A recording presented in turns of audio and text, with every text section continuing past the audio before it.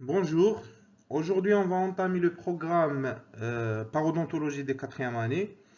Le premier cours, c'est la conception et l'organisation du traitement parodontal. Donc l'objectif de ce cours est d'avoir une introduction ou bien un plan pour le reste de votre programme.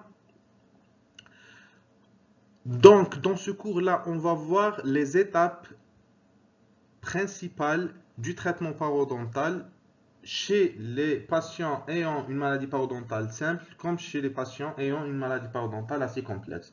Donc la logique ou bien les étapes du traitement parodontal vont rester presque les mêmes chez tout le monde et donc il y a une certaine logique, une certaine organisation du traitement parodontal qui doit être suivie pour réussir le traitement parodontal.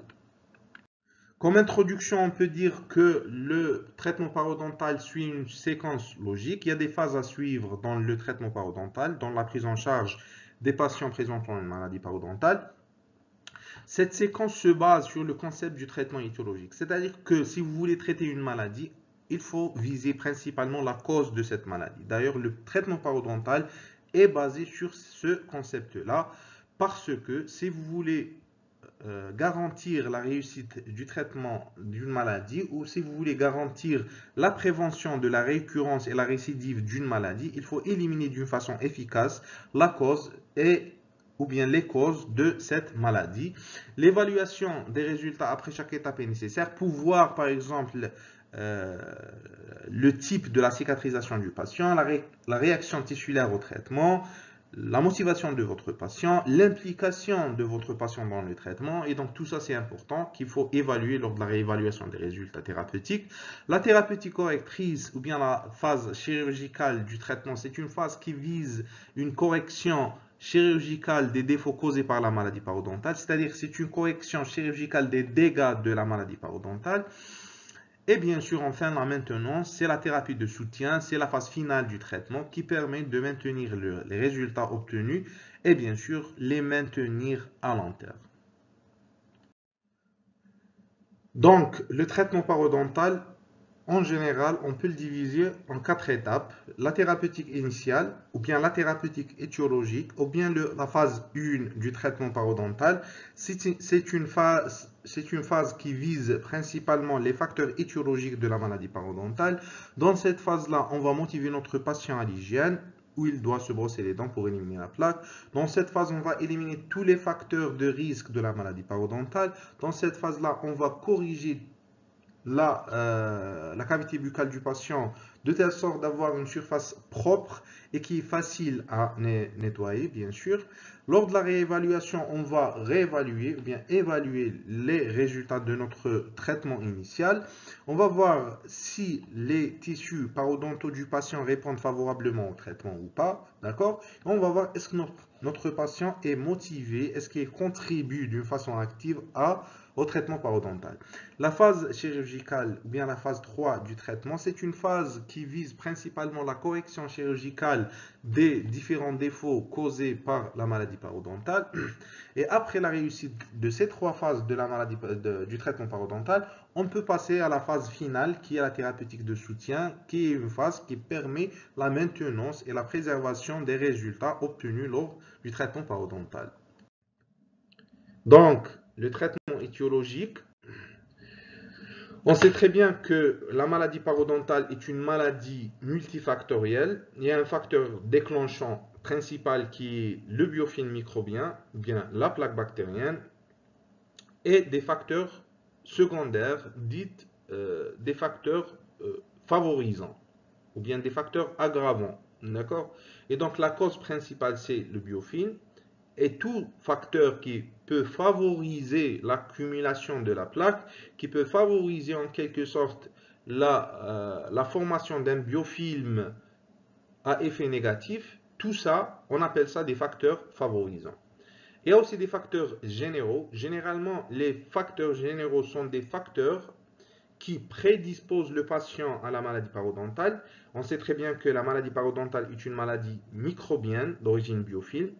Un facteur qui favorise l'accumulation de la plaque, c'est un facteur local indirect. Et un facteur d'ordre général qui, par exemple, qui peut réduire la réponse immunitaire de notre patient est un facteur général, mais qui est aussi indirect. C'est-à-dire que si vous avez un patient avec un biofilm et la réponse immunitaire est défavorable, parce que le patient, par exemple, présente une maladie d'ordre général, dans ce cas-là, la maladie d'ordre général, c'est un facteur qui aggrave la maladie parodontale. Or, chez le même patient, si par exemple vous avez un patient présentant la même maladie d'ordre général, le même déficit immunitaire, mais qui a une hygiène parfaite et pas de biofilm, dans ce cas-là, on peut dire que le patient peut garantir un état buccal assez acceptable malgré la présence de la maladie d'ordre général, parce que le facteur déclenchant, ou bien le facteur qui cause principalement la maladie parodontale est absent, c'est le biofilm. Et donc, il faut faire toujours la différence entre facteurs étiologiques directs et des facteurs qui aggravent, ou bien des facteurs qui favorisent le développement de cette maladie. D'accord?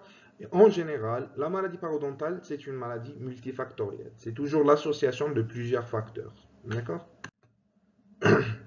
Quelques définitions pour mieux comprendre ce concept. Une étiologie, c'est la cause d'une maladie, ou bien ce qu'on appelle un facteur déclenchant. Donc, c'est un modèle qui implique l'apparition de la maladie dès l'exposition de l'hôte à l'étiologie. Si vous avez un patient qui est en parfait état parodontal et ce patient-là arrête le brossage aujourd'hui, au bout de quelques semaines, le patient va développer une maladie gingivale, une inflammation de la gencive. Et donc, la seule variable dans cette équation, c'est la présence du biofilm. Et donc, on peut dire que le patient plus biofilm égale gingivite. Et donc, dans toutes les situations, dans tous les scénarios, si vous aurez un patient qui commence à développer une accumulation de plaques, il va toujours développer une inflammation gingivale ou bien un problème parodontal. Et donc, la plaque bactérienne est une cause directe de la maladie parodontale. L'exposition, c'est l'action du facteur étiologique sur le hôte. C'est les mécanismes microbiologiques et les toxines, les réactions immuno-inflammatoires qui se développent au niveau de la gencive de votre patient. On appelle ça exposition. Un facteur de risque, c'est un élément qui prédispose l'hôte à une maladie. Et donc, c'est la présence de ce facteur seul ne suffit pas pour causer la maladie parodontale. Par exemple, vous avez un patient diabétique, type 2 ou type 1, qui est déséquilibré. D'accord? Donc, si ce patient-là commence à avoir des dépôts de plaques au niveau de sa bouche, l'inflammation du parodonte va être plus importante que chez un patient qui est sain, qui ne présente pas une maladie d'ordre général. Or, que si votre patient diabétique déséquilibré présente une hygiène parfaite, il ne développera jamais une inflammation gingivale, malgré la présence de ce facteur de risque qui est la maladie diabète. D'accord? Et donc, le diabète reste un facteur de risque et pas une cause directe de la maladie parodontale. D'accord? Il y a d'autres termes utilisés en quelque sorte pour faire la différence entre les différents types de facteurs de risque. Il y a ce qu'on appelle les facteurs de maintien. C'est des éléments qui contribuent à la persistance de la maladie parodontale. Par exemple, si vous avez un patient avec un bridge ou bien une prothèse dentaire débordante qui favorise l'accumulation de la plaque, malgré une bonne hygiène et un détartrage et un traitement parodontal correct, il y a toujours ce facteur qui maintient la plaque, qui maintient le facteur déclenchant qui est le biofilm, et donc on considère ce facteur-là, c'est-à-dire la prothèse dentaire, comme un facteur de maintien. D'accord? Il y a ce qu'on appelle aussi un facteur aggravant, c'est un facteur qui contribue dans la pathogenèse de la maladie parodontale parce que, par exemple, l'appareillage orthodontique va modifier en quelque sorte la composition de la flore microbienne. Si vous avez un patient qui porte un appareillage orthodontique et qui a une mauvaise hygiène, le biofilm microbien, dans ces conditions-là, vu la présence des braquettes, le fil de l'orthodontie, etc., et l'appareillage orthodontique en général, d'accord, ce facteur-là, l'orthodontie, va modifier la composition en biofilm, va favoriser la croissance et la multiplication des bactéries gram-négatives. Et donc, c'est un facteur qui aggrave la maladie parodontale. D'accord? Donc, tout ça, c'est des facteurs dits prédisposants, bien des facteurs secondaires. D'accord? Ce ne sont pas des facteurs déclenchants. L'ODF ne déclenche pas la maladie parodontale. Mais un patient avec une mauvaise hygiène, avec des accumulations de plaques et qui porte aussi un appareillage orthodontique, va avoir une maladie parodontale plus grave, plus sévère. D'accord? Et donc ça, c'est des facteurs aggravants. Et donc, il faut faire la différence entre étiologie et facteur de risque parce que c'est un élément qui est très très important. Une étiologie, c'est une cause qui cause directement le développement de la maladie parodontale. Un facteur de risque, c'est un facteur qui prédispose le patient à la maladie parodontale. D'accord? Si on regarde par exemple le schéma de l'éthiopathogénie de la maladie parodontale, vous avez toujours le premier facteur qui est l'agression bactérienne, qui est le biofilm. Ce biofilm-là va sécréter des antigènes et des lipopolysaccharides,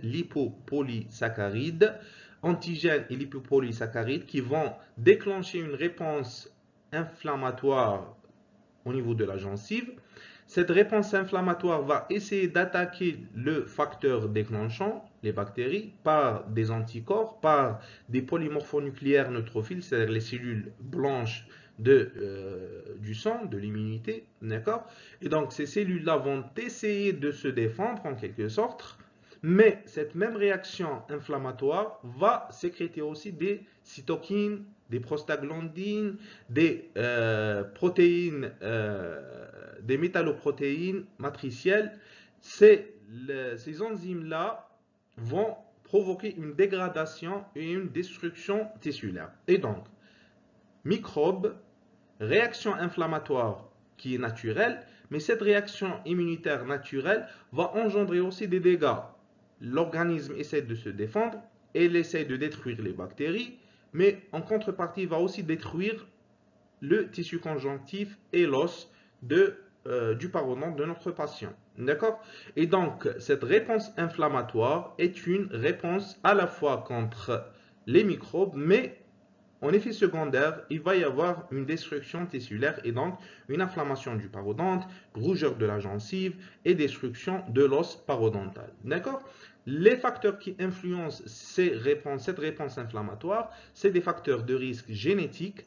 C'est pour ça qu'on dit que la maladie parodontale présente une composante génétique, parce qu'il y a des gens qui ont une réaction inflammatoire qui est un petit peu exagérée, et donc cette réaction inflammatoire exagérée va exagérer la sécrétion des cytokines, des prostaglandines et des métalloprotéinases matricielles, et donc ces enzymes-là vont induire une destruction tissulaire. Il y a aussi d'autres facteurs environnementaux et acquis, d'accord, qui vont contribuer à cette réponse inflammatoire destructrice, d'accord? Mais aussi la composante tissulaire. Il y a des gens génétiquement qui présentent un tissu conjonctif faible, un tissu osseux faible, ou bien des facteurs environnementaux et acquis, par exemple l'ostéoporose, qui engendre certaines fragilités tissulaires. Et donc, l'équation globale de la maladie parodontale est multifactorielle. Microbes, réaction immunitaire. Cette réaction immunitaire induit des destructions ou provoque des destructions tissulaires. Et résultat, c'est l'expression clinique de la maladie. C'est la rougeur, c'est la mobilité dentaire, c'est la lyse osseuse, etc. D'accord? Donc, pour traiter la maladie parodontale, d'abord il faut adresser le facteur causal qui est le microbe. D'accord? Le traitement étiologique, c'est l'ensemble des mesures thérapeutiques qui visent essentiellement les facteurs étiologiques ainsi que les facteurs de risque afin d'obtenir un milieu favorable pour la cicatrisation parodontale, optimiser les résultats des séquences thérapeutiques ultérieures et maintenir les résultats à long terme. Et ça, c'est très très important parce que le traitement étiologique ne vise pas uniquement le biofilm. D'accord? Donc, il vise le biofilm, il vise tous les facteurs de risque qui vont favoriser l'accumulation du biofilm, les facteurs de risque qui vont modifier la composition de ce biofilm, les facteurs de risque généraux qui vont induire une réaction inflammatoire exagérée, une réaction inflammatoire, disons, défectueuse, d'accord? Et donc, l'objectif de cette phase-là, c'est de traiter ou bien prendre en considération tous les facteurs qui peuvent induire, causer, favoriser, prédisposer à une maladie parodontale. Donc, afin d'avoir un plan de traitement correct, il faut d'abord établir ce qu'on appelle un diagnostic étiologique. Un diagnostic étiologique, c'est tout simplement la liste des problèmes qui causent ou qui contribuent à la causation de la maladie parodontale. C'est-à-dire, c'est la liste des problèmes qui causent cette maladie parodontale, par exemple le biofilm, le tartre, les obturations débordantes, les prothèses mal ajustées, un appareillage orthodontique mal conçu, le diabète déséquilibré, une maladie d'ordre général qui prédispose à la maladie parodontale. Tout ça, c'est un diagnostic étiologique, c'est la liste des causes, ou bien des facteurs causaux, ou bien la liste des facteurs qui prédisposent à la maladie parodontale. Et donc, par conséquent, la thérapeutique initiale ou bien la thérapeutique étiologique, c'est la prise en charge de tous ces facteurs. C'est le traitement du biofilm, c'est le traitement du tartre, c'est le traitement des obturations débordantes, c'est le traitement du déséquilibre du diabète, etc. D'accord? Le traitement étiologique, donc, le traitement étiologique présente plusieurs phases. D'abord, c'est la motivation du patient à l'hygiène qui vise le biofilm. C'est la prise en charge des facteurs de risque systémiques, diabète déséquilibré, ostéoporose déséquilibrée, etc. L'extraction des dents irrécupérables, l'élimination complète du tartre, le détartrage surfaçage radiculaire, l'utilisation des agents antimicrobiens dans certaines indications, pas tout le temps, d'accord. La dentisterie restauratrice, s'il y a des caries dentaires, c'est des réservoirs aux microbes, d'accord. Et donc, si vous avez une carie dentaire, c'est une cause qui contribue au développement de la maladie parodontale. Le traitement des traumatismes occlusaux, parce que c'est un facteur fonctionnel qui cause et qui aggrave la maladie parodontale, et le traitement orthodontique qui sert parfois à déplacer les dents pour améliorer la répartition des forces, qui sert parfois à améliorer l'organisation et l'alignement dentaire pour faciliter en quelque sorte l'hygiène bucco-dentaire. Et donc le traitement orthodontique doit être parfois considéré dans le traitement parodontal. Donc, motivation du patient à l'hygiène, c'est la prise en charge de la plaque bactérienne, prise en charge des facteurs de risque systémique, c'est le diabète, c'est le tabac, c'est le stress, etc. L'extraction des dents irrécupérables, des dents qui peuvent entraver le pronostic des dents restantes. Parfois, on a une dent qui est très mauvais état, qui peut compromettre le pronostic de la dent adjacente. D'accord? Et donc, dans ce cas-là, il faut enlever cette dent-là qui peut rendre le pronostic d'une dent adjacente défavorable. L'élimination complète du tartre, parce que le tartre, c'est un facteur qui favorise l'accumulation de la plaque bactérienne. Le surfaçage radiculaire, d'accord, c'est l'élimination du sément et la dentine infiltrée. Et donc, c'est des réservoirs microbiens. Et donc, si vous avez un sément radiculaire qui est infiltré de microbes, ou bien une dentine radiculaire infiltrée en microbes, cette surface-là, la gencive ne se cicatrisera jamais sur une surface qui est assez contaminée. Et donc, le surfaçage radiculaire peut améliorer les conditions de cicatrisation du parodonte. L'utilisation des agents antimicrobiens, la dentisterie restauratrice pour traiter les caries dentaires et les restaurations débordantes, le traitement des traumatismes occlusaux, le traitement orthodontique. Maintenant, le biofilm, c'est l'accumulation de plaques autour de la gencive et des dents, d'accord? Donc, c'est une masse composée essentiellement de bactéries et de leurs produits. Et quand on parle de bactéries, c'est des bactéries bien sûr vivantes, et donc c'est des bactéries qui ont un certain métabolisme, et donc c'est des bactéries qui sécrètent des toxines, très mauvaises toxines, qui peuvent euh, engendrer ou bien induire une réaction inflammatoire au niveau de la gencive qui adhère sur la surface dentaire et les surfaces solides dans toute la cavité buccale, c'est-à-dire les dents, les prothèses, les implants, l'appareillage orthodontique, les obturations composites ou amalgames, etc. On y retrouve aussi des protéines salivaires, des débris alimentaires et des cellules des squamines, des cellules épithéliales des squamines.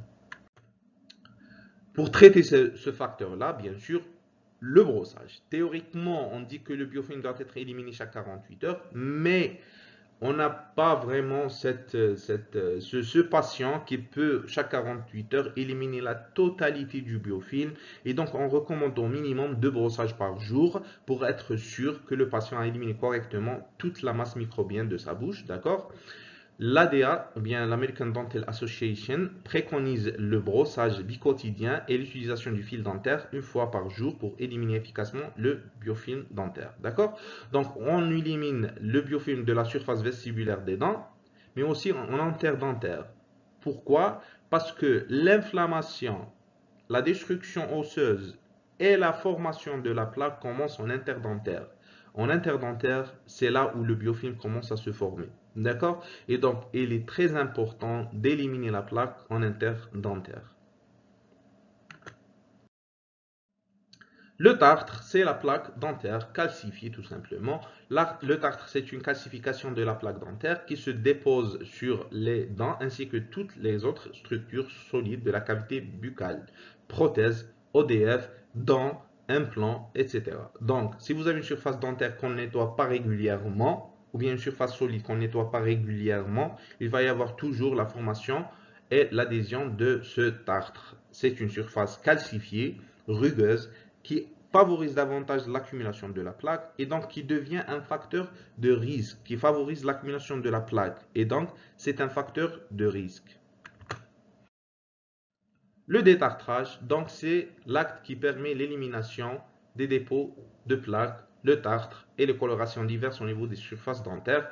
En fonction de la localisation des dépôts, le détartrage peut être sus ou sous-gingival. Un détartrage sous-gingival, c'est sous la gencive. Sus-gingival, c'est au-dessus de la gencive. D'accord? Et donc, le détartrage peut être sous ou sus-gingival. L'objectif de ce détartrage, c'est l'élimination de la plaque, l'élimination du tartre et l'élimination du sément et de la dentine infiltrée. D'accord? Établir une surface dentaire lisse, dure et propre, favorable pour la cicatrisation et l'élimination de la plaque. Si vous enlevez par exemple ce tartre, ce biofilm, et vous laissez une surface rugueuse, il va y avoir toujours une accumulation de plaques au niveau de cette surface-là. Et donc l'objectif, c'est de rendre cette surface lisse pour faciliter le nettoyage de cette surface après le traitement parodontal professionnel. D'accord? Le surfaçage radiculaire élimine la flore microbienne adhérant aux surfaces radiculaires ou évoluant librement à l'intérieur de la poche du tartre résiduel ainsi que du sément de la dentine contaminée par les bactéries et leurs produits. Et donc le surfaçage radiculaire, c'est l'élimination de tout ce qui est dentine, tout ce qui est sément infiltré de microbes qui vont être une source de problème ou bien qui vont empêcher la formation ou bien la cicatrisation du parodonte. Ça, l'élimination de cette partie-là du tartre, c'est le détartrage sus-gingival. Et l'élimination de cette partie-là du tartre est le détartrage sous-gingival. Donc, supra ou sus et sous-gingival. Supragingival, c'est ce qui est visible cliniquement. Sous-gingival, c'est ce qui est sous la gencive. Maintenant, la question qui se pose souvent en clinique, c'est extraire ou préserver la dent. Le traitement doit être évalué par le nombre d'années durant lesquelles le patient va bénéficier d'une denture saine, en bon état, et pas par le nombre de dents sauvées par ce traitement. Et là, je mets l'accent sur ce point-là. L'acharnement thérapeutique, c'est très très mauvais. On n'est pas ici pour sauver toutes les dents. On est là pour sauver les dents qu'il faut sauver et rétablir la santé bucco-dentaire de notre patient.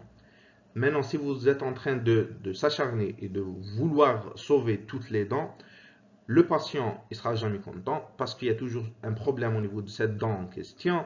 Il y a toujours une infection qui se développe. Il y a toujours des abcès parodontaux qui se développent. D'accord? Et là, ça va contaminer les autres dents. Et ça va compromettre même le pronostic des autres dents. Et donc, si le pronostic est mauvais pour une dent, il faut l'enlever. D'accord? Et donc, si vous voyez une dent à enlever, il ne faut pas essayer de la sauver. Il ne faut pas s'acharner. Extraire une dent, parfois, c'est la bonne décision. Et souvent, c'est la bonne décision. D'accord? Garder des dents en question peut mettre en danger les dents adjacentes et peut conduire à une perte osseuse nécessaire pour le traitement prothétique ou implantaire ultérieur. D'accord? Donc, une dent qui est, entre guillemets, perdue ne peut jamais améliorer le fonctionnement de la denture. Une dent qui bouge trop, une dent qui présente des infections récurrentes et donc deviendra source de problèmes récurrents et qui peuvent mettre du doute chez le patient sur l'efficacité de son traitement. Et ça, c'est un élément très mauvais. D'accord? Et donc, si le patient commence à avoir des doutes, il peut abandonner le traitement à cause de cet acharnement thérapeutique. Il faut savoir que parfois, il faut prendre la décision de dire non, je dois enlever cette dent parce que c'est la bonne décision pour mon patient. Donc, l'objectif principal du traitement est une denture saine, pas la préservation de toutes les dents. Le succès d'un traitement doit être évalué par l'état de denture et le maintien de la denture et le maintien de cet état de santé sur le long terme et pas par le nombre de dents sauvées. C'est-à-dire que si vous voyez un dentiste qui vous dit « Moi, je n'ai jamais enlevé une dent, je sauve toutes les dents », donc là, il faut se poser la question et dire que non, vous n'avez pas enlevé la dent, mais le patient a quitté votre cabinet et il a enlevé la dent ailleurs.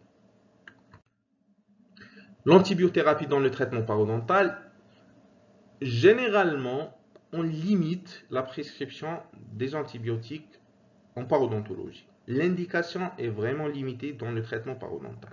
Vu la nature infectieuse des maladies parodontales, les antibiotiques ont été proposés dans le traitement du parodontal, mais il y a à noter que pour atteindre les bactéries du biofilm, l'antibiotique doit être administré à une dose 500 fois plus élevée que la dose thérapeutique.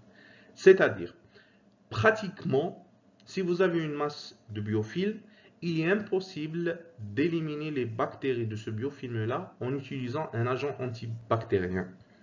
Seul le traitement mécanique est efficace. Un détartrage, brossage, etc. D'accord? Et donc, l'antibiotique peut être administré par voie systémique ou par voie locale, irrigation, quoique l'utilisation des antibiotiques par voie locale est remise en question. L'antibiothérapie par voie systémique peut compléter le traitement local pour éliminer ou réduire l'invasion bactérienne des tissus instrumentés. D'accord? Par exemple, dans le cas des parodontites agressives, on fait un traitement local, un détartrage surface radiculaire, on fait notre motivation à l'hygiène, on élimine le biofilm et les dépôts microbiens, et après, on peut administrer un antibiotique pour éliminer certaines bactéries qui peuvent s'enfoncer au niveau du tissu conjonctif, d'accord, et même l'os. Et donc, dans ce cas-là, oui, certes, il faut administrer des antibiotiques, mais ça reste quand même une indication qui est très, je ne vais pas dire rare, mais une indication qui est assez limitée.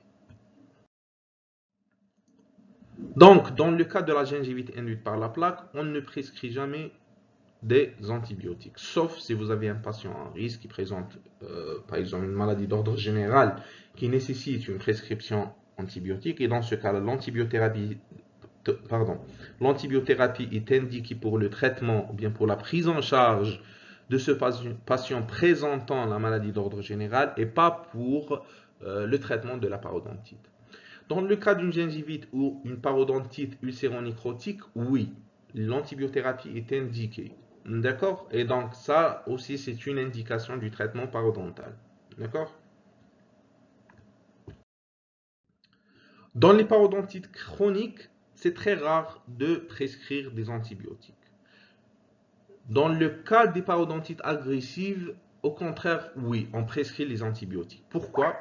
Parce que les bactéries vont s'imprégner dans le conjonctif et au contact de l'os. Et donc, le traitement mécanique seul ne suffit pas pour éliminer d'une façon efficace les bactéries de cette maladie parodontale. D'accord? Et donc, dans ce cas-là, dans le cas de parodontite agressive, on fait le traitement local, détartrage surface radiculaire, motivation à l'hygiène, etc. Et une prescription des antibiotiques pour éliminer ces bactéries-là qui sont en contact avec l'os et qui sont à l'intérieur de la gencive. Plusieurs protocoles d'antibiothérapie ont été proposés, mais pour être vraiment honnête, c'est-à-dire si on analyse la littérature, on voit qu'il y a plusieurs protocoles proposés, mais aucun protocole n'est vraiment bien étudié. D'accord? Et donc, c'est des protocoles qui sont proposés, qui sont des protocoles assez efficaces dans le traitement des parodontites, mais la posologie, elle est diverse selon les études, selon les pays, selon l'auteur, bien sûr, et le médecin. D'accord? Et donc, en général, une prescription à base d'amoxicilline associée à un flagelle, par exemple, ou azithromycine peuvent être efficaces dans le traitement de la parodontite généralement agressive, d'accord? Et c'est largement suffisant, d'accord? Maintenant, les irrigations et les antiseptiques, ou ce qu'on appelle les antiplaques. Maintenant, l'antisepsie, c'est un acte médical préventif ou thérapeutique vis-à-vis d'infections localisées, superficielles ou profondes. Elle est réalisée au moyen d'antiseptiques, produits ayant une activité antibactérienne, antifongique et antivirale, à l'égard des micro-organismes présents sur la peau et les muqueuses. Dans le cas de parodontite, donc il y a toujours des bactéries dans la poche parodontale. Maintenant, est-ce que vraiment c'est nécessaire de faire des irrigations pour laver en quelque sorte ou bien pour nettoyer la poche de ces bactéries-là?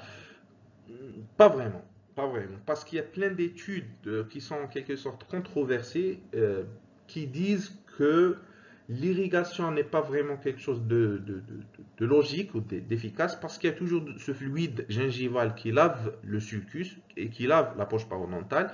Et si je mets un produit antiseptique, bétadine ou antibiotique local ou un produit antiseptique, il y a le fluide gingival qui va l'éliminer de la poche au bout de quelques minutes. Et donc, est-ce que vraiment c'est quelque chose d'efficace ou non? Ça reste quand même controversé. Il y a des gens qui le font, il y a des gens qui ne le font pas. Et donc, là, vraiment, c'est un sujet de controverse. D'accord? Donc, là, il faut aussi faire la différence entre antiseptique et agent anti-plaque parce que les agents anti-plaque, ça c'est efficace. Il y a des bains de bouche, principalement la chlorhexidine, qui est un agent anti-plaque qui est très efficace, qui empêche carrément la formation de la plaque bactérienne. Par exemple, vous avez un patient, l'hygiène n'est pas parfaite, vous faites le traitement et vous voulez avoir une cicatrisation parodontale la première semaine dans des conditions assez parfaites, donc vous pouvez déjà prescrire cet agent anti-plaque pour avoir une cicatrisation dans un état parodontal assez correct. D'accord? Et donc ces agents-là sont des agents anti-plaques qui vont empêcher la formation de la plaque bactérienne, qui vont réduire le nombre de bactéries dans la bouche de votre patient et donc qui vont vous aider à avoir une cicatrisation dans des conditions assez optimales. D'accord? Dans des conditions sans plaque. Mais on peut les prescrire une semaine, quelques jours. D'accord? Et donc, on ne peut pas prescrire ces agents, ces antiseptiques, ces bains de bouche à long terme. D'accord? Parce que sinon, ces agents antimicrobiens vont en quelque sorte affecter la composition de la flore naturelle de la bouche de votre patient et ça va provoquer des infections secondaires dues à la perturbation de la flore naturelle microbienne de la bouche de votre patient. Et donc, on peut les utiliser durée limitée, une semaine par exemple, et on ne peut pas les utiliser durant une période allongée. D'accord? Donc, voilà la chlorhexidine qui est un agent anti-plaque, d'accord? Un agent anti-plaque, donc, il va former un film sur la surface dentaire qui va empêcher l'adhésion et la formation de la plaque microbienne. Et donc, la chlorhexidine, c'est un agent antimicrobien, mais aussi un agent anti-plaque. Donc, il peut désinfecter, mais aussi il forme un film sur la surface dentaire, les prothèses, etc., toutes les surfaces dures de la cavité buccale, qui va empêcher la formation et l'adhésion des microbes sur cette surface. D'accord? Par contre, la bétadine, qui est un agent antimicrobien par excellence, c'est un agent antiseptique qui est très très efficace. Il est utilisé pour la désinfection de la cavité buccale, par exemple avant un acte chirurgical ou bien avant une extraction dentaire pour réduire le nombre de bactéries dans la bouche. Mais l'utiliser comme un agent antimicrobien pour traiter une parodontite n'est pas vraiment justifié. D'accord? Donc on peut utiliser un agent antimicrobien comme la bétadine, qui n'est pas un agent anti-plaque, c'est-à-dire la bétadine ne va pas empêcher la formation de la plaque dentaire parce qu'il n'a pas la capacité, comme la chlorhexidine, de former un film sur la surface dentaire qui va empêcher la formation et l'adhésion des microbes et la formation du biofilm. Mais la bétadine va désinfecter la bouche de votre patient et donc ça va réduire le nombre de bactéries présentes dans la bouche de votre patient et donc ça va en quelque sorte réduire le taux de surinfection post-opératoire dans quelques indications. D'accord? En résumant donc, le traitement étiologique comporte aussi le traitement des caries, le traitement des obturations débordantes, le traitement des traumas occlusaux, le traitement prothétique et l'orthodontie. Maintenant, la réévaluation qui se fait après la cicatrisation parodontale. Je finis mon traitement initial, je motive mon patient qui se brosse très bien les dents maintenant. Je fais un bon détartrage, j'élimine le tartre et les dépôts de la surface dentaire, j'élimine les caries dentaires, j'élimine le sément et la dentine infiltrée, et donc j'élimine aussi tous les facteurs de risque systémiques. Mon patient diabétique est équilibré, mon patient qui présente une maladie d'ordre général est équilibré, et donc j'ai contrôlé tous les facteurs étiologiques, et là j'attends. J'attends 6 à 8 semaines pour avoir une certaine cicatrisation parodontale. Durant cette période, le patient il se brosse les dents correctement. Je fais quelques contrôles, un ou deux contrôles, d'accord? Et j'attends. Cette période de cicatrisation est très importante, d'accord? Et après cette cicatrisation, je fais ma réévaluation. La réévaluation, c'est d'évaluer l'efficacité de la phase initiale de votre traitement. Est-ce que vous avez réussi votre traitement? Est-ce que le patient se brosse les dents correctement? Est-ce que la gencive se cicatrise comme vous vouliez? D'accord? Ou non? D'accord? Et donc, cette phase de réévaluation va vous donner une idée sur la motivation de votre patient principalement et la réponse tissulaire au traitement. D'accord? Et donc, la réévaluation parodontale va vous donner quand même une idée sur la motivation et la coopération de votre patient. Est-ce qu'il est motivé? Est-ce qu'il se brosse les dents correctement? Est-ce qu'il veut être traité? Est-ce qu'il est ponctuel? Est-ce qu'il vient dans les rendez-vous? Est-ce qu'il, on peut dire même, est-ce qu'il mérite la suite de votre traitement chirurgical et complexe? D'accord? On va évaluer aussi les résultats de la phase étiologique de votre traitement et aussi la réponse tissulaire au traitement. Il y a des gens qui répondent très favorablement au traitement, il y a des gens qui répondent un peu d'une façon plus ou moins défavorable au traitement. D'accord? Et donc, à partir de cette phase ou bien de cette réévaluation, on va sortir par trois éventualités. D'accord? Soit le patient, il est non coopérant, l'hygiène est insuffisante, vous n'avez pas bien réussi votre traitement, d'accord? Et dans ce cas-là, qu'est-ce qu'on fait? Retour à la première phase. On refait notre traitement étiologique. On ne passe jamais à la phase subséquente du traitement. D'accord? Maintenant, si vous faites la réévaluation et vous trouvez que vous n'avez pas de saignement au sondage, vous n'avez pas de poche profonde, vous n'avez pas d'atteinte de bifurcation, le patient il est bien motivé, le parodonte il est intact, on passe directement à la phase de la maintenance, la dernière phase du traitement parodontal.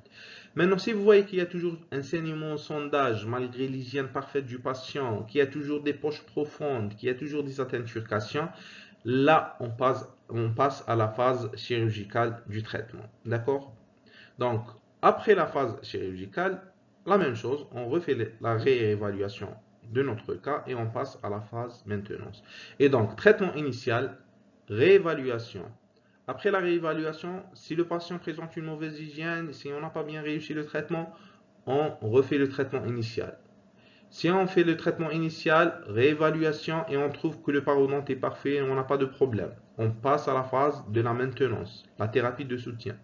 Si on fait le traitement initial, on fait la réévaluation et on trouve qu'il y a, malgré l'hygiène, malgré la réussite de notre traitement, qu'il y a toujours quelques problèmes en termes de saignement au sondage, de poche profonde et d'atteinte de bifurcation.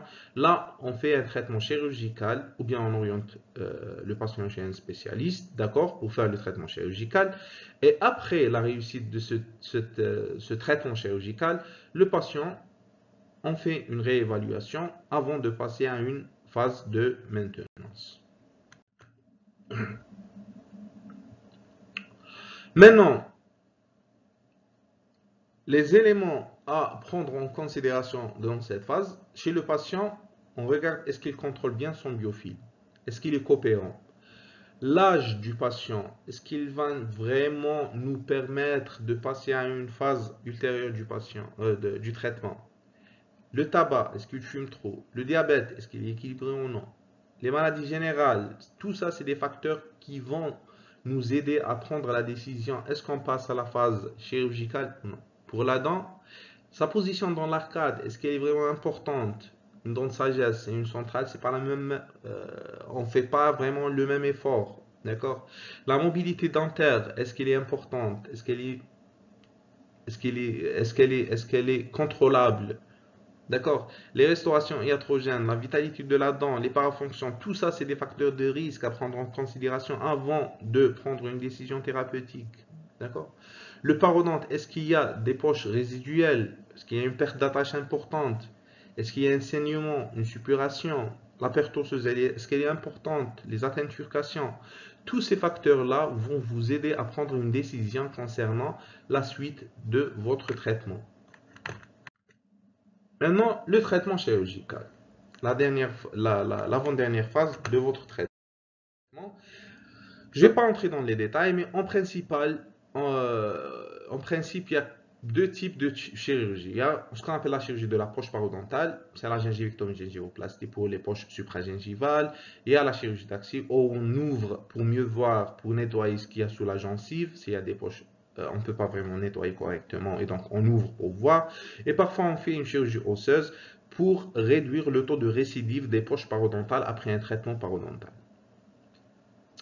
La chirurgie mucogingivale, c'est l'augmentation de la hauteur de la gencive, le recouvrement radiculaire, l'élongation coronaire, la chirurgie correctrice des défauts mucogingivaux, par exemple la phrénictomie, euh, l'exérèse des brides cicatricielles, etc. D'accord? Et donc, il y a deux types de chirurgie parodontale. Vous allez voir ça en détail dans les cours à suivre. D'accord?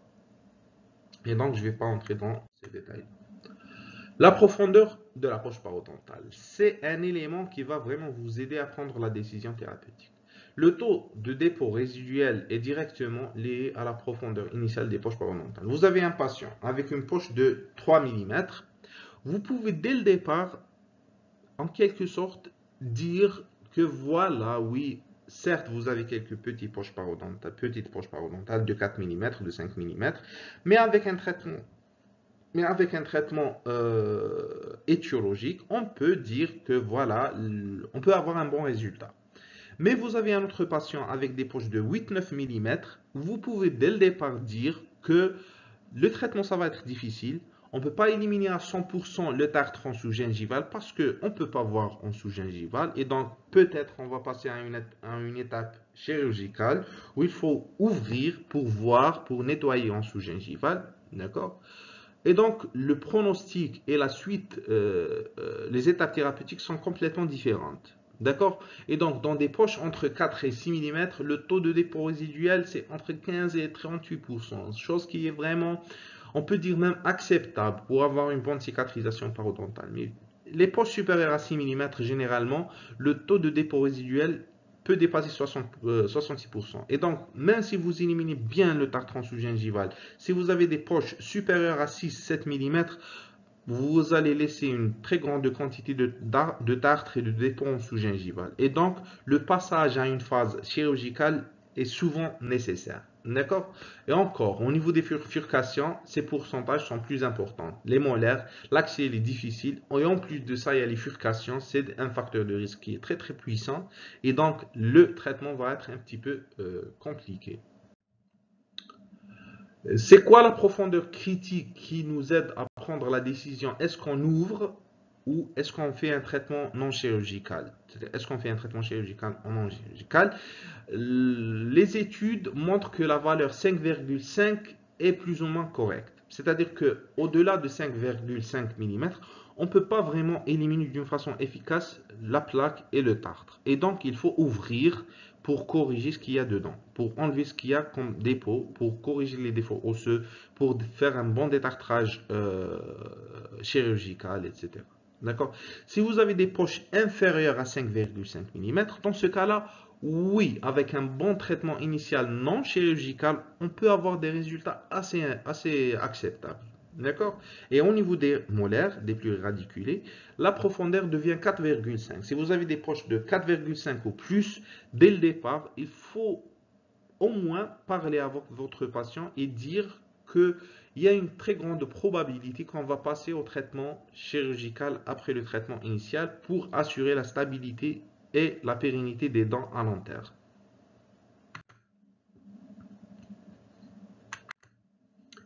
Maintenant, c'est quoi un long bout? C'est quoi ouvrir pour voir? Ça, c'est un long bout. Donc, on fait une incision, on décolle la gencive et on regarde que la surface radiculaire est bien exposée là. Et donc, je peux faire un nettoyage ciel ouvert. Je peux voir et je nettoie. J'ai pas de problème d'accessibilité, j'ai pas de problème de visibilité. D'accord, j'ouvre, je nettoie ma surface radiculaire et je ferme. Et dans ce cas-là, la surface radiculaire va devenir tellement propre que la gencive va se recoller sur la surface radiculaire et je vais obtenir une très bonne cicatrisation. D'accord? Ça, c'est un lambeau. Un lambeau, donc, c'est la section de la gencive muqueuse et sa séparation chirurgicale des tissus adjacents, d'écollement. D'accord? Afin d'avoir une visibilité accès direct à la surface radiculaire et l'os. Là, je peux faire une greffe osseuse, je peux faire un très bon détartrage de la surface radiculaire, je peux nettoyer correctement la surface radiculaire et voilà.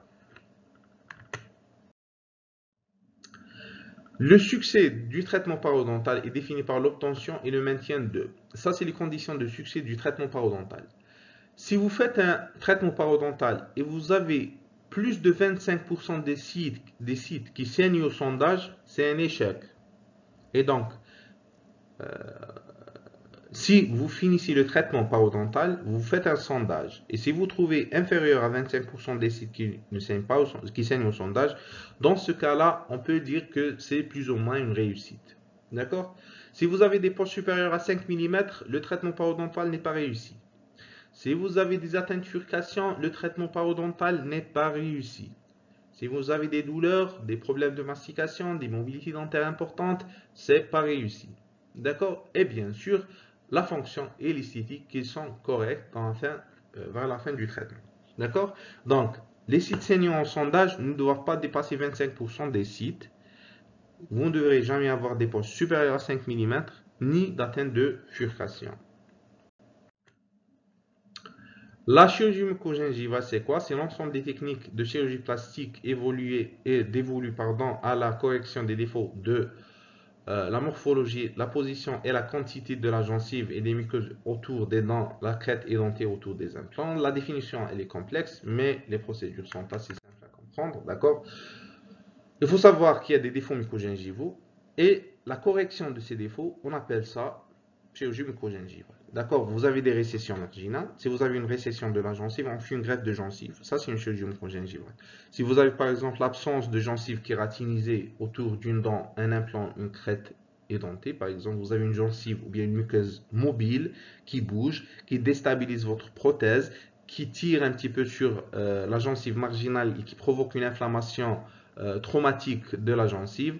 On fait une greffe de gencive et on appelle ça chirurgie mucogingivale. Vestibule peu profond, le même principe. Si vous avez par exemple des freins aberrants, d'accord, on fait ce qu'on appelle des frénectomies. On excise les freins. Ça, c'est une chirurgie mucogingivale. Si vous avez des excès de gencives, des pseudopoches ou bien des gencives, un feston gingival qui n'est pas très beau et on le rectifie pour améliorer un petit peu l'esthétique, on appelle ça une chirurgie mucogingivale. D'accord? Dans le secteur édenté aussi, on a les mêmes types de défauts, parfois des défauts de crête. Vous avez une crête affaissée, vous avez une crête qui est un petit peu, qui présente un défaut, un vide. Donc, si vous voulez par exemple faire un bridge, bien une prothèse fixe à ce niveau-là, il faut d'abord corriger ce défaut de crête avant de faire votre prothèse fixe. L'absence de gencives, tissu kératinisé, l'accroissement de gencives, ce qu'on appelle les épulisses, etc. Les freins et les attaches musculaires qui peuvent parfois, si vous avez par exemple un patient édenté total, vous voulez faire une prothèse amovible, mais vous avez un frein qui est tellement volumineux qu'il déstabilise la prothèse, on peut faire une frénectomie pour corriger ce défaut mucogingival. D'accord? Vestibule peu profond, etc. D'accord? Maintenant, c'est la dernière phase.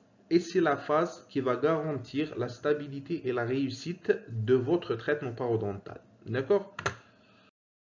La thérapie de soutien, ou bien maintenance, c'est la partie de la thérapeutique parodontale qui est nécessaire à la préservation des résultats obtenus.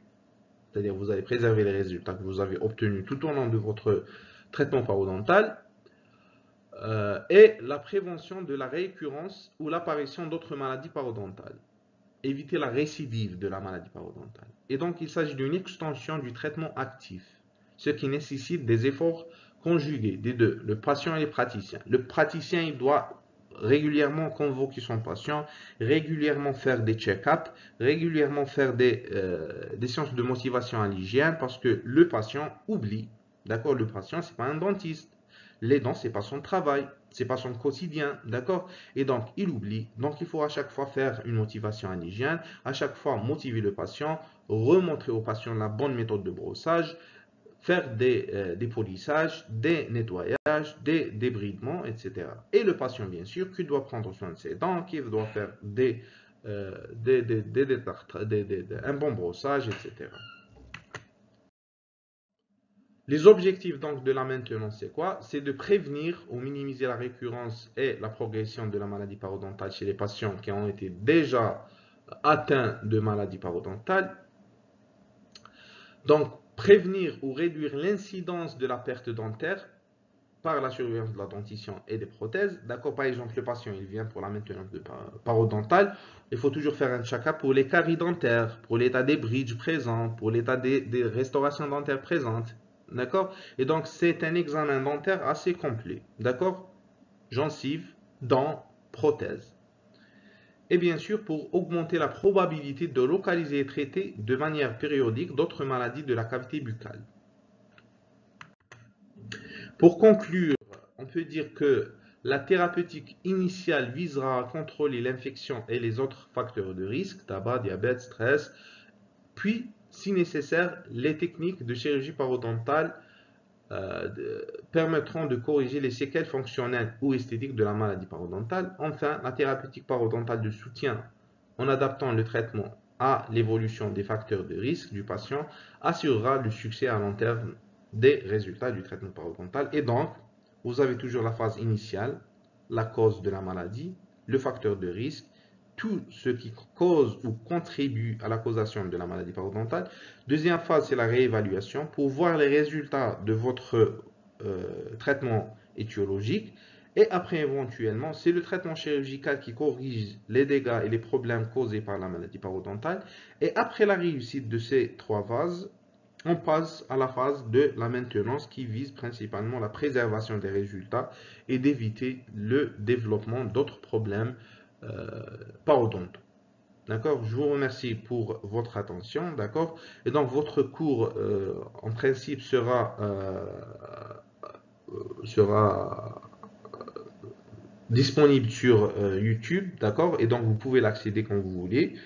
Et pour les autres cours, il faut voir avec votre enseignant responsable pour la modalité ou bien la présentation et le cours. Je vous remercie et à la prochaine fois, Inch'Allah.